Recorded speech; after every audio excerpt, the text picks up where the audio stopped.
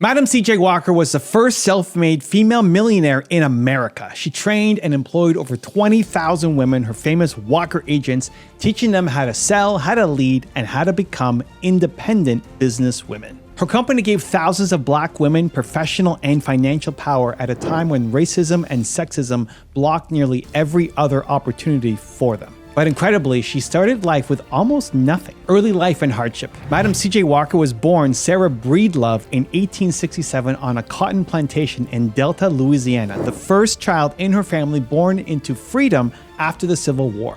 Her parents, Owen and Minerva, had been enslaved and were now poor sharecroppers. She grew up in extreme poverty. Tragedy struck early in her life. By age 7, Sarah was orphaned, losing both her mother and her father. She went to live with her older sister, and together they worked in the cotton fields just to survive. With virtually no formal education, she only had a few months of school. Young Sarah's childhood was filled with hard labor and hardship. At 14 years old, seeking to escape the abuse of her cruel brother-in-law, Sarah married a man named Moses McWilliams. At 17, she gave birth to her only daughter, Lelia, later known as Lelia. But just a couple of years later, Sarah's world was upended again. Her husband died unexpectedly when she was only 20 years old. Widowed and alone with a toddler to care for, Sarah had to find a way to support herself and her child. So in 1889, she moved to St. Louis, Missouri to join her brothers, who were working there as barbers. In St. Louis, she found work washing clothes and cooking for people. Day after day, she scrubbed laundry by hand, earning only about $1.50 for a full day's work. It was back-breaking labor, but she managed to save a little money out of those meager wages to send her daughter to school. Sarah also became active in her church, where she met successful African-American professionals who inspired her to imagine a better future. Still, by her mid-30s, she was working long hours as a laundress and barely scraping by. The stress of work and poverty were taking a toll on her health and her appearance, and that's when a personal crisis sparked a new idea. Turning a hair crisis into an opportunity. In the 1890s, Sarah began to suffer from a severe scalp ailment. She had bad dandruff and her hair started falling out, which was devastating for her. This problem was actually common among black women at the time. Most families didn't have indoor plumbing or electricity, so people could only bathe and wash their hair infrequently. Combine that with harsh soap and a poor diet, and many women developed scalp diseases that caused hair loss. Sarah tried all sorts of home remedies and store-bought hair products to fix the problem. She even sought advice from her brothers. Remember, they were barbers and tried products made by another black woman entrepreneur named Annie Malone. Nothing truly solved their hair issues until, as legend has it, she had a vivid dream revealing the ingredients for a special hair treatment. In 1905, with renewed determination, Sarah took a bold step. She moved west to Denver, Colorado with just $1.25 in savings and a head full of ideas about her hair care. In Denver, she married her third husband, Charles Joseph Walker, a newspaperman who had some advertising experience. And after that, Sarah began calling herself Madam C.J. Walker, adopting her new husband's surname for her business identity. With Charles's help in marketing, she worked on perfecting her own scalp conditioning formula.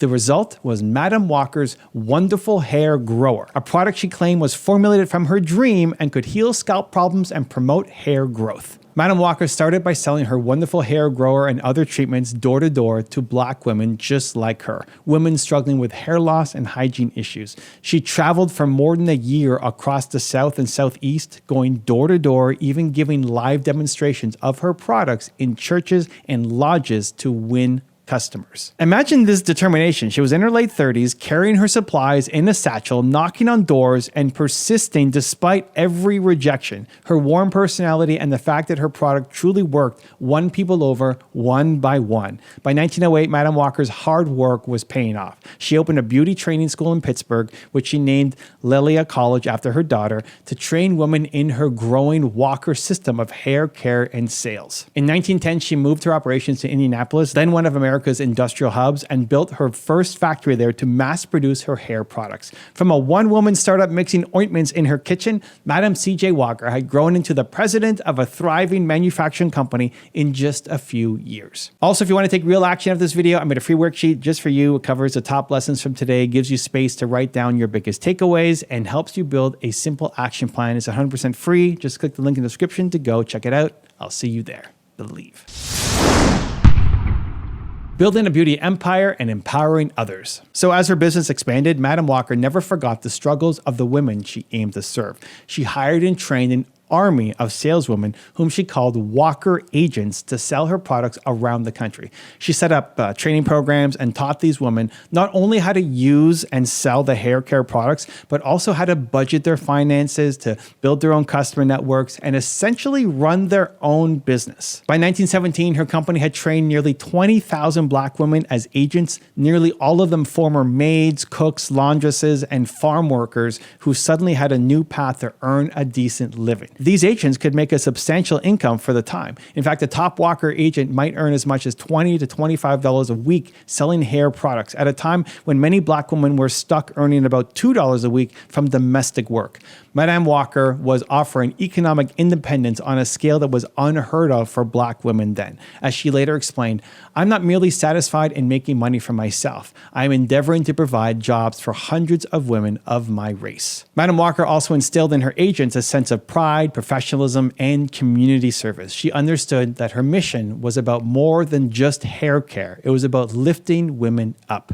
In 1917, she convened a national conference of her Walker agents in Philadelphia, one of the very first national gathering of businesswomen in the United States. She rewarded her top agents with prizes for highest sales and for recruiting new agents, and notably, she also gave award to those agents who contributed the most to charity in their communities. During this conference, Madame Walker encouraged her sales agents to become leaders in civic life. Together, they even sent a telegram to President Woodrow Wilson urging him to support legislation to make lynching a federal crime. This was incredibly daring for a Black businesswoman in 1917, when speaking out could be dangerous. But Madame Walker was fearless. She used her influence to fight for justice and empowerment for her people. By the late 1910s, Madame C.J. Walker had become a national icon of entrepreneurial success. She was frequently featured in Black newspapers and magazines, and her face appeared in advertisements and event programs across the country. The broader American public also took notice of her achievements. In an era where almost no women, and certainly no women of color, were top industrialists,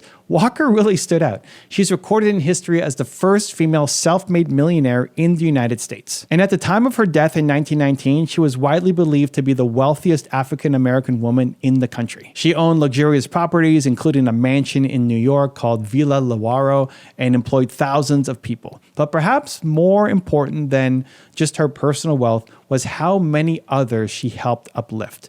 Through her business, she had transformed not only her own life, but the lives of an entire generation of Black women, giving them confidence, skills, and a livelihood of their own. And Madame Walker's generosity extended beyond her business. Once she became wealthy, she became a notable philanthropist and social activist. She donated money to support Black colleges, churches, and shelters. She famously contributed $5,000 to the NAACP Anti-Lynching Fund in 1918, which was the largest individual donation the organization had received up to that point. She also gave scholarships to Black students and funded the local YMCA in Indianapolis for the Black community. She even changed the skyline of Harlem by commissioning a grand townhouse salon and later a theater center supporting Black architects and artists. In every way, Madame C.J. Walker proved that success is sweetest when shared with others. Legacy and believe inspiration. Madame C.J. Walker's life shows that perseverance, vision, and self-belief win. She rose from washing laundry for $1.50 a day to building a beauty empire worth over $1 million, all in the face of the harshest adversity. As she once said, "Don't sit down and wait for the opportunities to come.